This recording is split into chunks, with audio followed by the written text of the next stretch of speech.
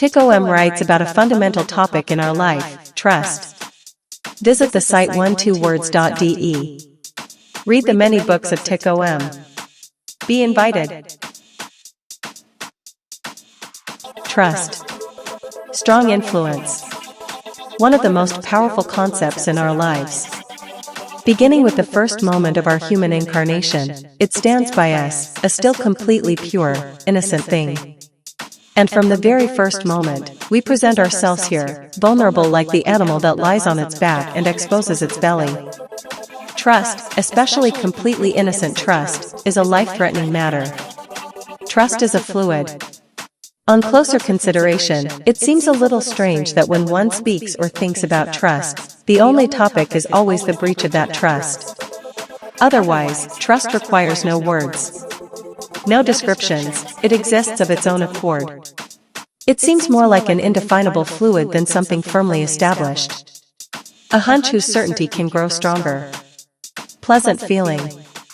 Trust is holistic, it envelopes us in a pleasant, friendly fabric constructed of smiles, a feeling of security, perhaps a certain relationship. It becomes clear that trust has infinitely much to do with love. Unfortunately, it is an established fact that true, genuine love cannot exist in a dualistic society. It simply doesn't work for fundamental reasons. Fragile trust. Thus, here, in this dimension, there is fundamentally no real trust. Rather, there is only a kind of contractual trust, resulting from the social concepts that arise from the respective circumstances. If we look more closely, we realize that something like true trust can only exist in childhood, unburdened by conditions, without learned, standard doubts, without fear. Trust is less fear. Trust is, in its essence, the limitation of fear. But our fear is limitless. Therefore, we don't know true trust. Trust also requires a fixed point. But that doesn't exist in our conception of thinking. Nowhere. Give me a fixed point, and I'll lift the world upside down. Practice trust with and in this society is naivete. Truly life-changing naivete. Doubt implemented. Trust is always belief. A reliance on certain properties or abilities of an object. This clearly means that the term trust implies a certain degree of doubt. At the same time, with its contradictory, positive meaning, it acknowledges the possibility of failure. This is an outstanding characteristic of trust in the historical dimension, the physical world in which we live. Skepticism. We are rapidly losing the ability to feel trust, starting in early childhood. This means that life is disenchanting us. The increasing number of judgments, images, information, and thus possibilities for defining doubt, makes us trust less and less. In the social context, we also call this healthy skepticism. What actually emerges here is doubt about the world, the suspicion that true trust in this existence is fundamentally impossible. Perpetual discord. We said at the beginning that the concept of trust has a particularly great significance in our lives. We create a multitude of things based on a certain trust. And so the lack of any real trust, in this lived dimension, is quite serious, sad. Strictly speaking, it is this lack of ultimate trust, this perpetual doubt, that prevents us as human beings from finding rest and peace, that torments us daily. It instigates wars and catastrophes. It causes empires to collapse. Question of meaning. So, in our lives permeated with doubt, we lack a true anchor, a truly stable grip to which we can cling. The point is, it's not about individual decisions of trust over the course of our existence. It revolves extremely seriously around our worldview. We doubt the meaning of our existence. Even with the best will in the world, it is impossible for us to have trust in our lives.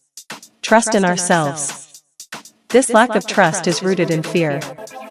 In uncontrollable existential anxiety.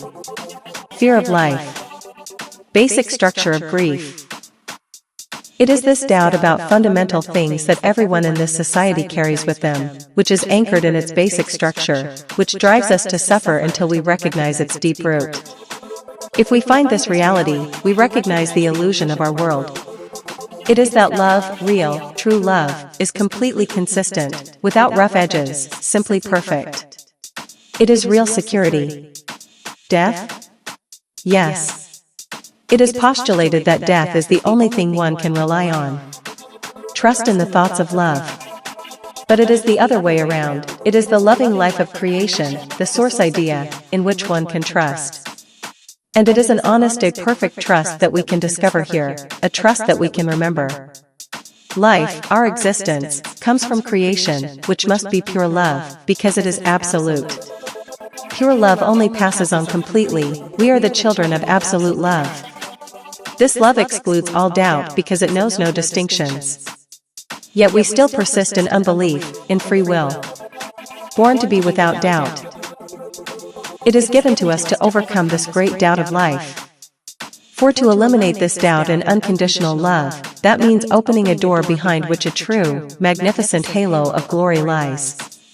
No matter how unnoticed the doubt inherent in every trust in our perceived world may be, the ego tries to cover it up, to distract. It constitutes this uncomfortable, depressing feeling about our entire life. Here it appears in a particularly pronounced form. Our life doubt. The question of the meaning of life. Without a doubt. So, if we follow the path of true love, the love of creation, our dark, sad doubts will dissolve to the extent that we approach unconditional love. For the reality of love, which we ultimately achieve, knows no questions or doubts. It is the primal source and can explain itself from within. Thus, every doubt is reduced to absurdity, and immense, gigantic potential for trust opens up in the moment of true understanding, when the holy moment changes our vision and understanding toward the miraculous. Conclusion. This is a doubtless, trustful life and experience. A happy existence without any fear. In full, knowing awareness of a blessing hand that guides your every step, that tenderly cares for you, protects you, gives you hope and confidence. There is no longer any reason for any fear once you have internalized the love of the source. If you have recognized the true meaning of the term absolute, then trust is beyond any doubt.